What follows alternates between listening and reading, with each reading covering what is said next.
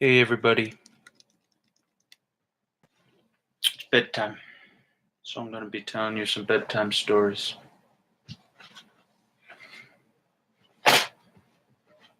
This is the first bedtime story airing I'm trying out, so feedback is appreciated.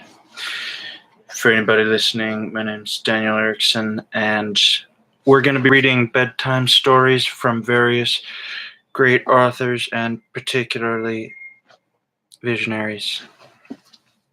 It's bedtime right now. It's 9:55. My parents don't know I'm still awake, and so don't tell them. Okay, so this is A Thousand Plateaus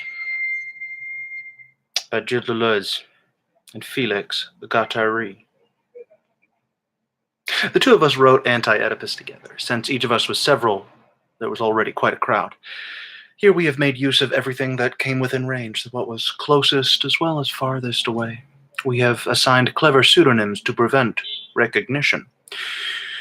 Why have we kept our own names? Out of habit. Purely out of habit, to make ourselves unrecognizable, in turn to render imperceptible not ourselves, but what makes us act, feel, and think. Also because it's nice to talk like everybody else, to say the sun rises when everybody knows that's only a manner of speaking. To reach not the point where one no longer says I, but the point where it is no longer of any importance whether one says I. We are no longer ourselves. Each will know his own. We have been aided, inspired, multiplied.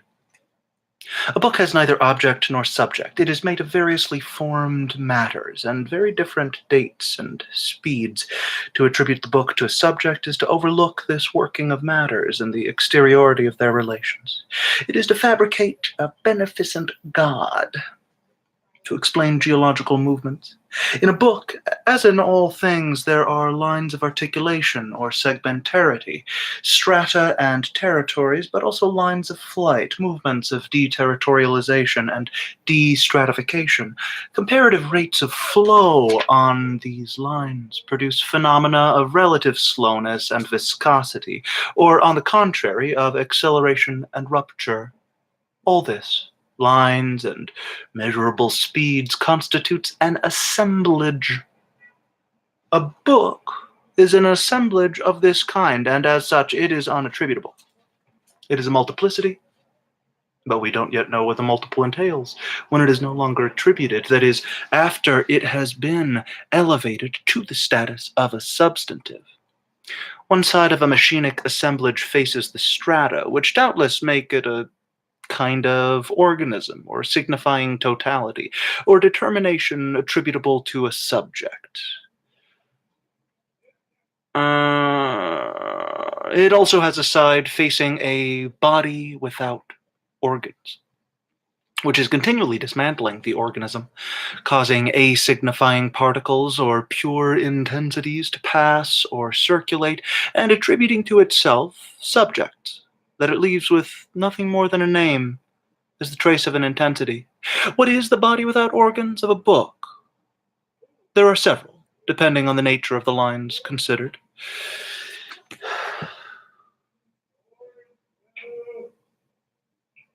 Their particular grade or density, and the possibility of their converging on a plane of consistency, assuring their selection.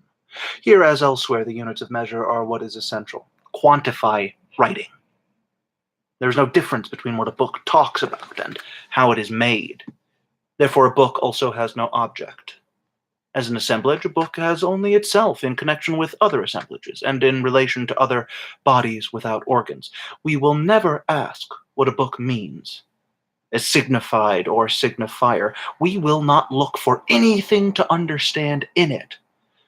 We will ask what it functions with, in connection with what other things it does or does not transmit, intensities in which other multiplicities its own are inserted and metamorphosed, and with what bodies without organs it makes its own converge. A book exists only through the outside and on the outside. A book itself is a little machine.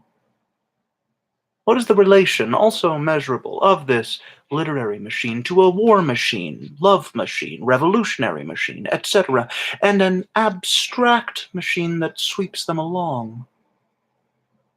We have been criticized for over-quoting literary authors. But when one writes, the only question is which other machine the literary machine can be plugged into, must be plugged into in order to work. Kleist and a mad war machine, Kafka and a most extraordinary bureaucratic machine. What if one became animal or plant through literature, which certainly does not mean literarily? Is it not first through the voice that one becomes animal? Literature is an assemblage. It has nothing to do with ideology. There is no ideology and never has been. All we talk about are multiplicities, lines, strata, and segmentarities, lines of flight and intensities, machinic assemblages in their various types, bodies without organ and their construction and selection, the plane of consistency, and in each case, the units of measure. Stratometers, deliometers, body without organs, units of density, body without organs, units of convergence. Not only do these constitute a quantification of writing, but they define writing as always the measure of something else. Writing has nothing to do with signifying, it has to do with surveying, mapping, even realms that are yet to come. The first type of book is the root book. The tree is already the image of the world, or the root the image of the world tree. This is the classical book, as noble, signifying, and subjective, organic interiority, the strata of the book. The book imitates the world as art imitates nature, by procedures specific to it that accomplish what nature cannot or can no longer do. The law of the book is the law of reflection, the one that becomes two. How could the law of the book reside in nature, when it is what presides over the very division between world and book? Nature and art, one becomes two. Whenever we encounter this formula, even stated strategically by Mao, or understood in the most dialectical way possible, what we have before us is the most classical and well-reflected, oldest and weariest kind of thought. Nature doesn't work that way.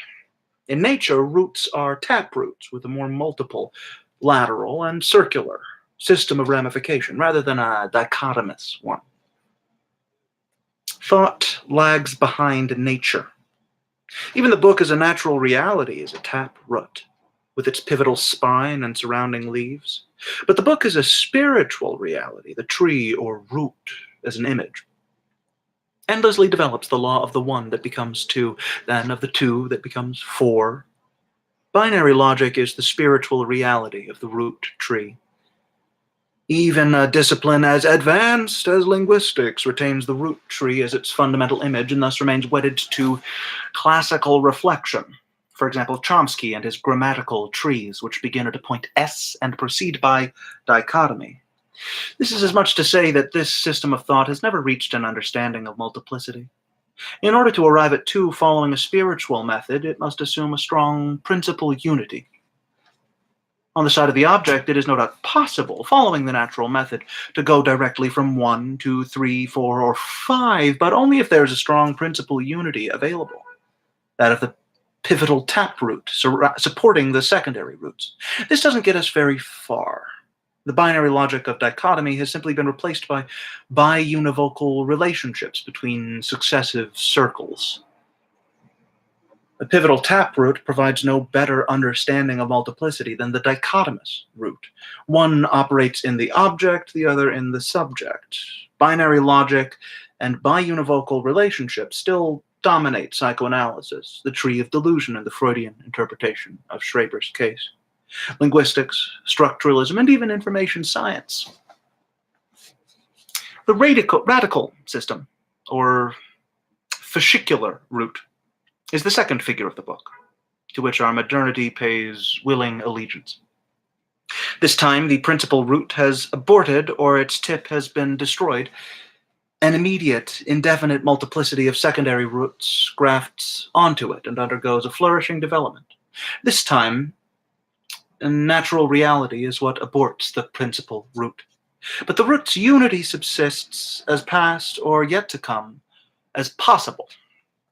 We must ask if reflexive, spiritual reality does not compensate for this state of things by demanding an even more comprehensive secret unity or a more expressive totality. Take William Burroughs' cut-up method, the folding of one text onto another, which constitutes multiple and even adventitious roots, like a cutting, implies a supplementary dimension to that of the texts under consideration. In this supplementary dimension of folding, unity constitutes its spiritual labor. That is why the most resolutely fragmented work can also be presented as the total work, or magnum opus. Most modern methods for making series proliferate or a multiplicity grow are perfectly valid in one direction. For example, a linear direction, whereas a unity of totalization asserts itself even more firmly in another circular or cyclic dimension. When a multiplicity is taken up in a structure, its growth is offset by a reduction in its laws of combination. The abortionists of unity are indeed angel makers, doctores angelici, because they affirm a properly angelic and superior unity.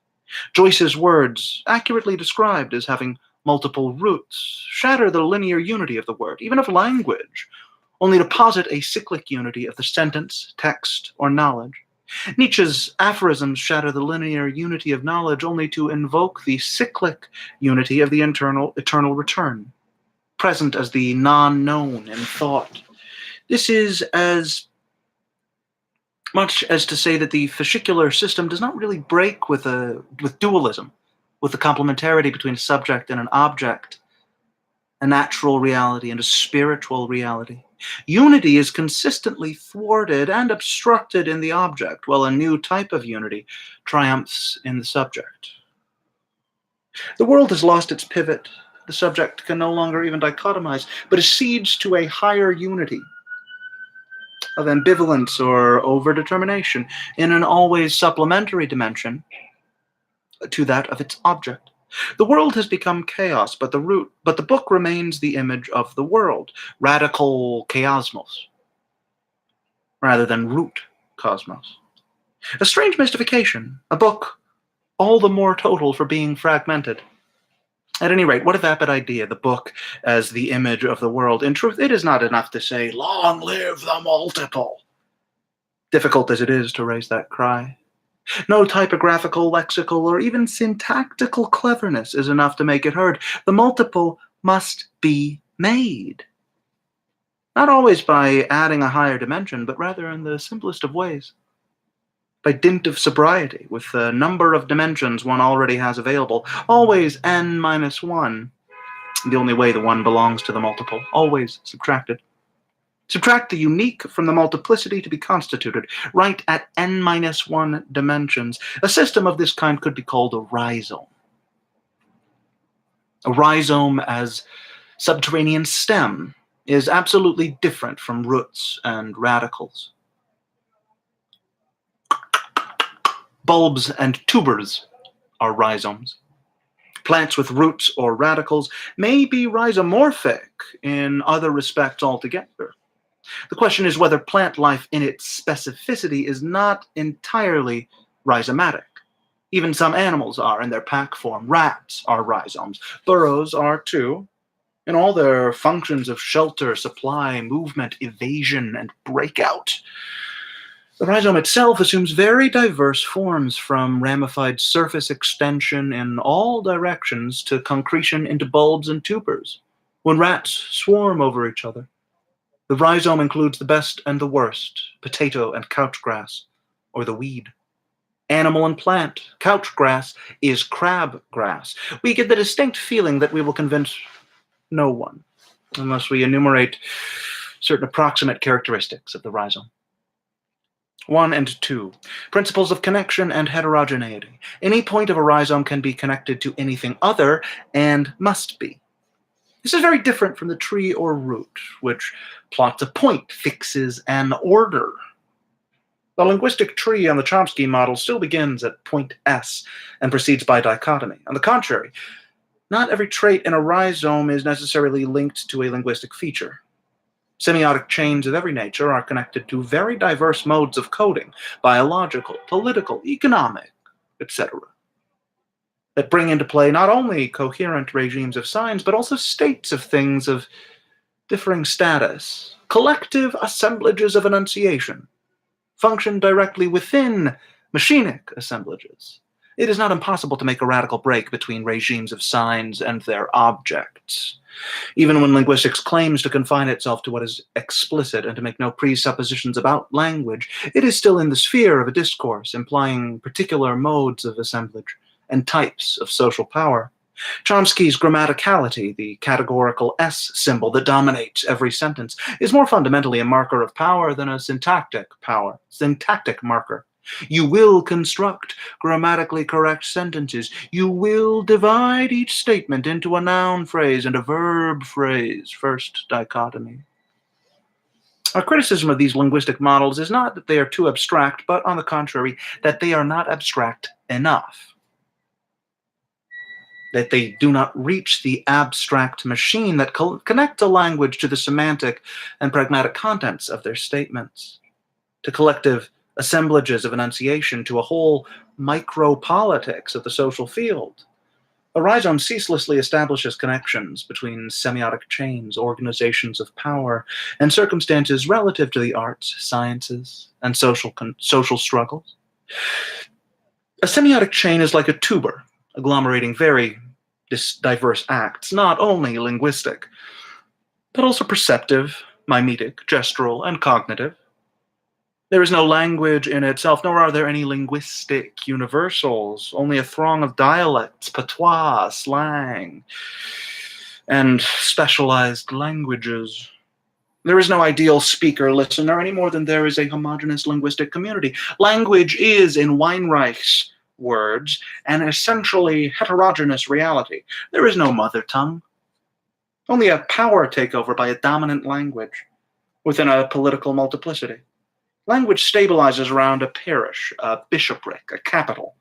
It forms a bulb. It evokes by subterranean stems and flows along river valleys or train tracks. It spreads like a patch of oil. It is always possible to break a language down into internal structural images, structural elements, an undertaking not fundamentally different from a search for roots. There's always something genealogical about a tree. It is not a method for the people. A method of the rhizome type, on the contrary, can analyze language only by decentering it onto other dimensions and other registers. A language is never closed upon itself, except as a function of impotence. 3. Principle of multiplicity. It is only when the multiple is effectively treated as a substantive, multiplicity, that it ceases to have any relation to the one as a subject or object, natural or spiritual reality, image and world. Multiplicities are rhizomatic and expose arborescent pseudo-multiplicities for what they are. There is no unity to serve as a pivot in the object or to divide in the subject. There is not even the unity to abort in the object or return in the subject. A multiplicity has neither subject nor object, only determinations, magnitude, and dimensions that cannot increase in number without the multiplicity changing in nature. The laws of combination therefore increase in number as the multiplicity grows. Puppet strings, as a rhizome or multiplicity, are tied not to the supposed will of an artist or puppeteer, but to a multiplicity of nerve fibers, which form another puppet in other dimensions connected to the first. Call the strings or rods that move the puppet the weave. It might be objected that its multiplicity resides in the person of the actor, who projects it into the text. Granted, but the actor's nerve fibers in turn form a weave, and they fall through the gray matter, the grid, into the undifferentiated. The interplay approximates the pure activity of weavers attributed in myth to the fates or norns. An assemblage is precisely this increase in the dimensions of a multiplicity that necessarily changes in nature as it expands its connections. There are no points or positions in a rhizome, such as those found in a structure, tree, or root. There are only lines. When Glenn Gould speeds up the performance of a piece, he is not just displaying virtuosity. He is transforming the musical points into lines. He is making the whole piece proliferate. The number is no longer a universal concept measuring elements according to their emplacement in a given dimension, but has itself become a multiplicity that varies according to the dimensions considered, the primacy of the domain over a complex of numbers attached to that domain. We do not have units, unité of measure, only multiplicities or varieties of measurement. The notion of unity, unité, appears only when there is a power takeover in the multiplicity by the signifier or a corresponding subjectification proceeding. This is the case for a pivot unity, forming the basis for a set of bi-univocal relationships between objective elements or points, or for the one that divides, following the law of a binary logic of differentiation in the subject. Unity always operates in an empty dimension supplementary to that of the system considered overcoding. The point is that a rhizome or multiplicity never allows itself to be overcoded, never has available a supplementary dimension over and above its number of lines. That is, all multiplicities are flat, in the sense that they fill or occupy all their dimensions, even though the dimensions of this plane increase with the number of connections that are made on it. Multiplicities are defined by the outside, by the abstract line, the line of flight or deterritorialization, according to which they change in nature and connect with other multiplicities. The plane of consistency, grid, is the outside of all multiplicities. The line of flight marks the reality of a finite number of dimensions that the multiplicity effectively fills, the impossibility of a supplementary dimension unless the multiplicity is transformed by the line of flight, the possibility and necessity of flattening all of the multiplicities on a single plane of consistency or exteriority, regardless of their number of dimensions. The ideal for a book would be to lay everything out on a plane of exteriority of this kind, on a single page, the same sheet. Lived events, historical determinations, concepts, individuals, groups, social formations. Kleist invented a writing of this type, a broken chain of affects and variable speeds, with accelerations and transformations, always in a relation with the outside. Open rings. His texts, therefore, are opposed in every way to the classical or romantic book constituted by the interiority of a substance or subject. The War Machine book against the state apparatus book. Flat multiplicities of n dimensions are a-signifying and a-subjective. They're designated by indefinite articles, or rather by partitives. Some countgrass, some of a rhizome. 4. Principle of a-signifying rupture. Against the over-signifying breaks, separating structures or cutting across a single structure. A rhizome may be broken, shattered at a given spot, but it will start up again on one of its old lines or on new lines. You can never get rid of ants because they form an animal rhizome that can rebound time and again after most of it has been destroyed. Every rhizome contains lines of segmentarity according to which it is stratified, territorialized, organized, signified, attributed, etc., as well as lines of deterritorialization down which it constantly flees. There's a rupture in the rhizome whenever segmentary lines explode into a line of flight, but the line of flight is part of the rhizome. These lines always tie back to one another. That is why one can never posit a dualism or a dichotomy, even in the rudimentary form of the good and the bad. You may make a rupture, draw a line of flight, yet there is still a danger that you will re-encounter organizations that re-stratify everything. Formations that restore power to a signifier, attributions that reconstitute a subject. Anything you like, from Oedipal resurgences to fascist concretions. Groups and individuals contain micro-fascisms just waiting to concretize, to crystallize. Yes, couchgrass is also a rhizome. Good and bad are only the product of an active and temporary selection, which must be renewed.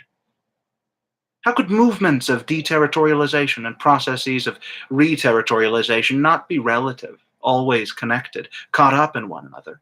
The orchid deterritorializes by forming an image, a tracing of a wasp.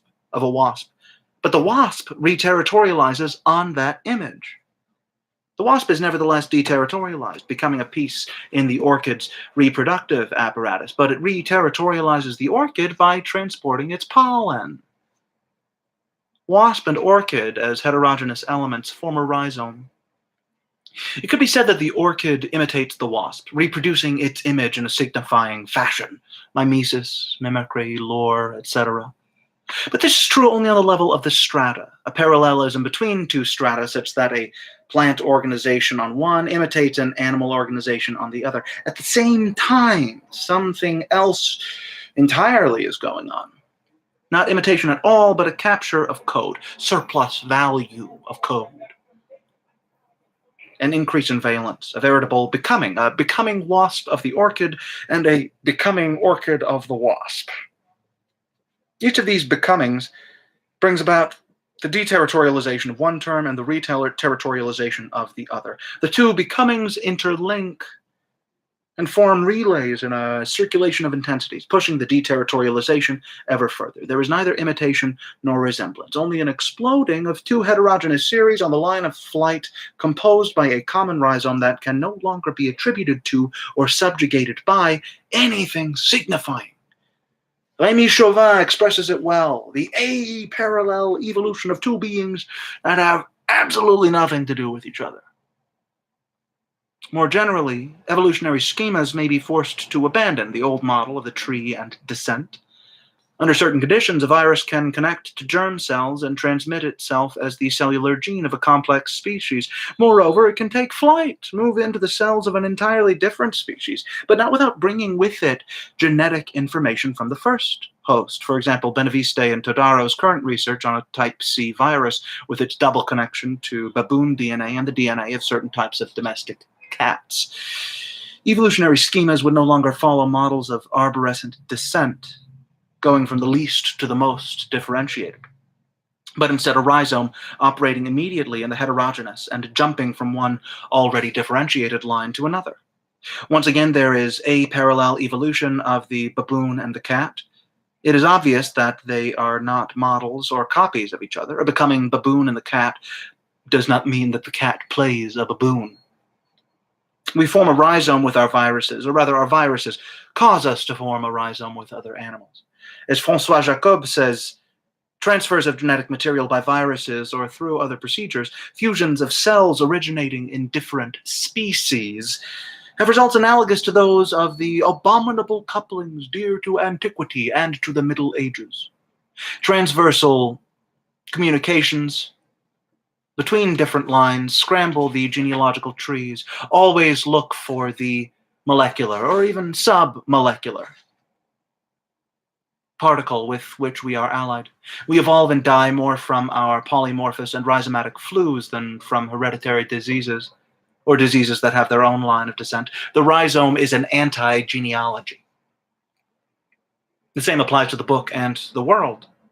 Contrary to a deeply rooted belief, the book is not an image of the world. It forms a rhizome with the world. There is an a-parallel evolution of the book and the world. The book assures the deterritorialization of the world, but the world effects a reterritorialization of the book, which in turn deterritorializes itself in the world, if it is capable, if it can. Mimicry is a very bad concept, since it relies on a binary logic to describe phenomena of an entirely different nature. The crocodile does not reproduce a tree trunk any more than the chameleon reproduces the colors of its surroundings. The pink panther imitates nothing. It reproduces nothing. It paints the world its color, pink on pink. This is its becoming world, carried out in such a way that it becomes imperceptible itself. A signifying makes its rupture, its own line of flight, follows its a parallel evolution through to the end. The wisdom of the plants. Even when they have roots, there is always an outside where they form a rhizome with something else, with the wind, an animal, human beings, and there is also an aspect under which animals themselves form rhizomes, as do people, etc. Drunkenness is a triumphant eruption of the plant in us. Always follow the rhizome by rupture. Lengthen, prolong, and relay the line of flight. Make it vary until you have produced the most abstract and tortuous of lines of n dimensions and broken directions. Conjugate deterritorialized flows. Follow the plants. You start by delimiting a first line consisting of circles of convergence around successive singularities. Then you see whether inside that line new circles of convergence establish themselves, with new points located outside the limits and in other directions. Write. Form a rhizome. Increase your territory by deterritorialization. Extend the line of flight to the point where it becomes an abstract machine, covering the entire plane of consistency. Go first to your old plant and watch carefully the water course made by the rain. By now the rain must have carried the seeds far away. Watch the crevices made by the runoff, and from them determine the direction of the flow. Then find the plant that is growing at the farthest point from your plan. All the devil's weed plants that are growing in between are yours. Later, you can extend the size of your territory by following the water course from each point along the way. Music has always sent out lines of flight, like so many transformational multiplicities, even overturning the very codes that structure or arborify it. This is why musical form, right down to its ruptures and proliferations, is comparable to a weed, rhizome. 5 and 6. 5 and 6. Principle of cartography and principle of decalcomania. A rhizome is not amenable to any structural or generative model. It is a stranger to any idea of genetic axis, or deep structure. A genetic axis is like an objective pivotal unity upon which successive stages are organized. A deep structure is more like a base sequence that can be broken down into immediate constituents, while the unity of the product passes into another transformational and subjective dimension. This does not constitute a departure from the representative model of the tree or root, pivotal taproot, or fascicles. For example, Chomsky's tree is associated with a base sequence and represents the process of its own generation in terms of binary logic, a variation on the oldest form of thought. It is our view that genetic axis and profound structure are, above all, infinitely reproducible principles of tracing. All of tree logic is a logic of tracing and reproduction. In linguistics, as in psychoanalysis, its object is an unconscious that is itself representative, crystallized into codified complexes, laid out along a genetic axis and distributed within a syntagmatic structure. Its goal is to describe a de facto state, to maintain balance in intersubjective relations, or to explore an unconscious that is already there from the start, lurking in the dark recesses of memory and language. It consists of tracing, on the basis of an overcoding structure or supporting axis, something that comes ready-made. The tree articulates and hierarchizes tracings. Tracings are like the leaves of the tree, a tree. The rhizome is not altogether different. The rhizome is altogether different. A map and not a tracing. Make a map, not a tracing. The orchid does not reproduce the tracing of the wasp. It forms a map with the wasp in a rhizome. What distinguishes the map from the tracing is that it is entirely oriented toward an experimentation in contact with the real. The map does not reproduce an unconscious closed in upon itself. It constructs the unconscious. It fosters connections between fields, the removal of blockages on bodies without organs, the maximum part of the rhizome. The map is open and connectable in all of its dimensions. It is detachable, reversible, susceptible to constant modification. It can be torn, reversed, adapted to any kind of mounting, reworked by an individual, group, or social formation. It can be drawn on a wall, conceived of as a work of art, constructed as a political action or as a meditation. Perhaps one of the most important characteristics of the rhizome is that it always has multiple entryways. In this sense, the burrow is an animal rhizome and sometimes maintains a clear distinction between the line of flight as passageway and storage or living strata, cf. the muskrat. A map has multiple entryways as opposed to the tracing, which always comes back to the same. The map has to do with performance, whereas the tracing always involves an alleged competence. Unlike psychoanalysis, psychoanalytic competence, which confines every desire and statement to a genetic axis or overcoding structure and makes infinite monotonous tracings of the stages on that axis or the constituents of that structure. Schizoanalysis rejects any idea of pre-traced destiny, whatever name is given to it, divine, anagogic, historical, economic, structural, hereditary, or syntagmatic. It is obvious that Melanie Klein has no understanding of the cartography of one of her child patients, little Richard, and is content to make ready-made tracings. Oedipus, the good daddy, and the bad mommy, and the good mommy. While the child makes a desperate attempt to carry out a performance that the psychoanalyst totally misconstrues. Drives and part objects are neither stages on a genetic axis nor positions in a deep structure. They are political options for problems. They are entryways and exits, impasses the child lives out politically. In other words, with all the force of his or her desire. All right, now I expect that everybody is asleep by now, and if you aren't, you're fooling me well, and so it's effectively the same thing for me.